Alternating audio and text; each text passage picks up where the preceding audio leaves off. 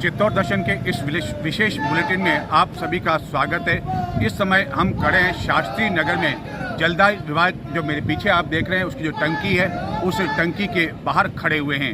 इस समय छात्र संघ चुनाव कराए जाने की मांग को लेकर एनएसयूआई के पदाधिकारी पानी की टंकी के ऊपर चढ़ गए हैं। तड़के करीब 3 बजे ही ये छात्र नेता आगे थे और पानी की टंकी के ऊपर चढ़ गए थे, जिसके बाद एनएसयूआई समर्थित कार्यकर्ताओं को उसकी जानकारी मिली।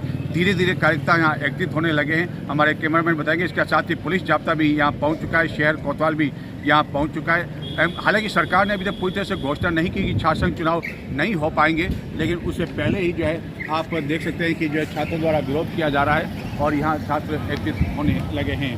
तो ये छात्र संघ के चुनाव करवाए जाने की मांग कर रहे हैं। उससे पहले हम आपको बताएंगे कि जो छात्र नेता जो पानी की टंकी ऊपर चढ़े हैं, छात्र इकट्ठे हो रहे हैं और इनको छात्रों की समझाइश के प्रयास भी शुरू हो चुके हैं।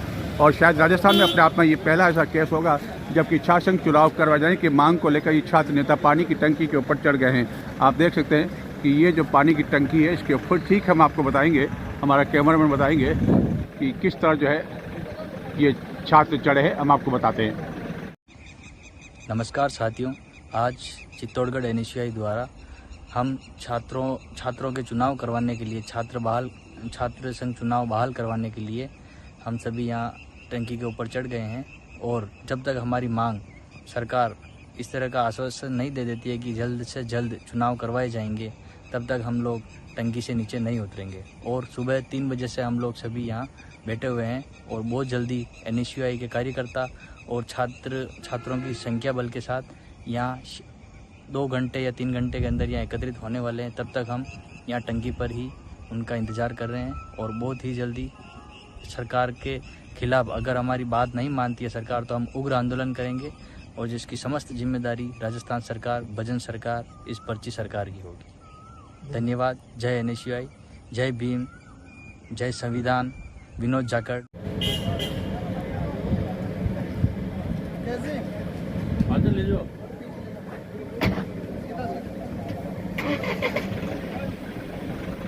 सर, इतने वर्षों से छात्र संघ चुनाव होते आ रहे हैं। हमारे पूर्व के कई मुख्यमंत्री, प्रधानमंत्री भी छात्र संघ चुनावों से जुड़े हुए हैं। लोकतंत्र का सबसे छोटा स्तर जो माना जाता है छात्र संघ चुनावों को, यहीं से आदमी एक राजनीति की शुरुआत करता है। छात्र राजनीति में आते हैं, उसके बाद वो भविष्य उनका तय होता है कि वो राजनीति में कितने आयाम तक जाएंगे। आप शुरुआत ही उनकी ख़त्म कर दोगे, यानी कि बीज रोपण ही नहीं होने दिया जा रहा है और फिर आप कहते हो लोकतंत्र सुरक्षित है, हम देश में लोकतांत्रिक राजनीति कर रहे हैं। किस प्रकार का लोकतंत्र है साहब?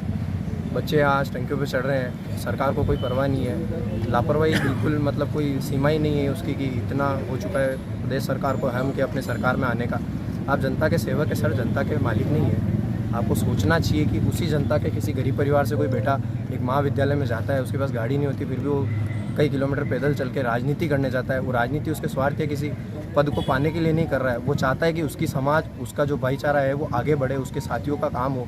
वाकई छात्राएं आती है, जो छात्र छात्राएं परेशान हो रहे हैं, उनकी मांगों को रखने के लिए छात्र नेता बनते हैं। आप उन छात्र नेताओं की मांगों को ना सुनते हुए उनके चुनाव रद्द कर देते हैं। आपका सिर्फ एक कलम चलती है और किसी का भविष्य समाप्त हो जाता है। हम आपसे यही अपील करते हैं और हमारी यही मांग है कि छात्र संघ चुनाव को तुरंत प्रभाव से बहाल किया जाए, ताकि वो छात्र जो भी चढ़े हुए हैं वो भी नीचे उतरे और प्रदेश में शांति कायम रहे। तुरंत प्रभाव से आप लोकतांत्रिक तरीके से चुनाव करवाएं। आप क्या कहना चाहेंगे?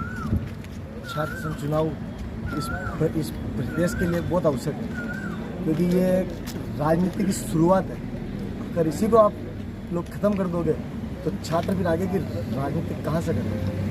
लेकिन सरकार ने अभी तक ये घोषणा नहीं की पूरी तरह से कि छात्र संघ के चुनाव नहीं होंगे। लगभग इस महीने तक तारीख हर बार आ जाती है या किसी भी प्रकार का एक सरकार सूचनात्मक रूप से कह देती है कि भाई आपको अब तैयारी छात्र नेताओं को शुरू कर देनी चाहिए। इस बार ऐसा कोई भी सरकार का रुझान हमें दिखाई नहीं दिया है या किसी भी प्रकार की कोई भी गाइडलाइंस आई नहीं है।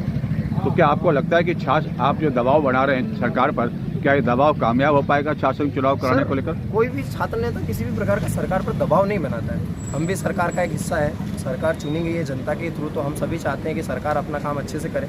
बस यही है कि सरकार जब अपनी मनमानी पे उतर जाती है जनता की ना सुनते हुए, तब छात्रों को धरनों पर बैठना पड़ता है, टंकियों पर चढ़ना पड़ता है। आप इतना सा समझ लीजिए कि जनता आपको कोई परेशान नहीं करना चाहती। हमने ही आपको चुना है तो आपको वापस हमारी सेवा करनी ही पड़ेगी। छात्र संघ चुनाव तुरंत रूप से बहाल करिए। लेकिन छात्र संघ चुनाव को लेकर ये आता है कि जिस उद्देश्य को लेकर छात्र संघ चुनाव कराए जाते हैं उसके मुकाबले जो छात्र संघ चुनाव में पैसा फूंका जाता है, सब कुछ किया जाता है, वह स्थिति नहीं होनी चाहिए। लिंग 2 कमेटी का उल्लंघन किया जाता है तो वो आखिरकार सब कुछ कैसे रोक पाएगा? सर, जितने भी छात्र नेता जो वर्तमान में हैं वो लगभग सभी गरीब परिवारों से आते हैं। किसी भी छात्र नेता का जैसा बताया जाता है कि आपस में विपक्षी पार्टियां या राजनीतिक दल कहते हैं कि ये छात्र नेता इतना पैसा खर्च रहा है, अगर उसके पास सर पैसा होता तो वो विदेश के किसी कॉलेज में जाता, वो किसी सरकारी महाविद्यालय में पढ़ने ही नहीं आता।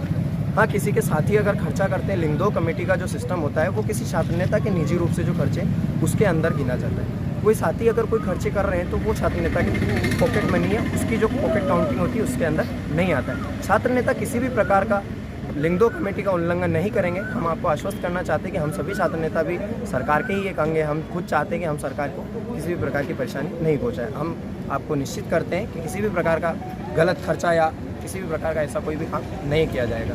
तो आप क्या मानते हैं कि छात्र संघ चुनाव करवाने से ही छात्रों के हित जो है पूरे हो पाते हैं? सर, ऐसा नहीं है कि केवल छात्र संघ चुनाव ही सारा मुद्दा सोल्व कर देता है। बहुत बार ये होता है कि बहुत सारे ऐसे छात्र हैं जो आ नहीं पाते हैं, टीचर से बात नहीं कर पाते, कनेक्ट नहीं हो पाते, तब उनका कोई भाई या उनकी कोई बहन जो राजनीति कर रहा होता है या जो आगे बढ़ा होता है, वो उनकी बात रखने का एक जरिया होता है सरकार के तक, या महाविद्यालय का जो स्टाफ होता है, वहाँ का जो प्रशासन होता है, उन तक बात रखने का एक जरिया बन सकता है। बाकी छात्रों का काम रुक नहीं रहा है, परंतु एक उन्हें जरिया मिल जाता है, सुलभ हो जाता है उनका काम कि भाई आगे बढ़ सके।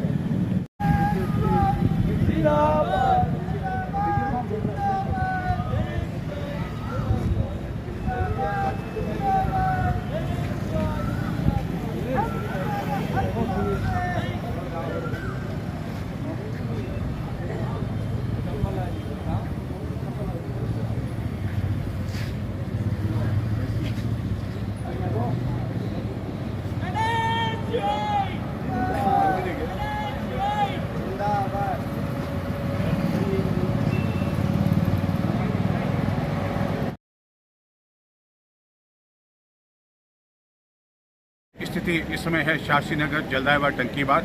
अब प्रशासनिक अधिकारी भी यहाँ पहुँचेंगे, उसके बाद देखते हैं कि इन छात्र नेताओं को किस तरह समझाइश की जाती है, किस तरह पानी की टंकी से नीचे उतारा जाता है। एक बार पुनः बता दूँ कि छात्र संघ चुनाव कराए जाने की मांग को लेकर पूरे राजस्थान में छात्र नेता जो है मांग करें।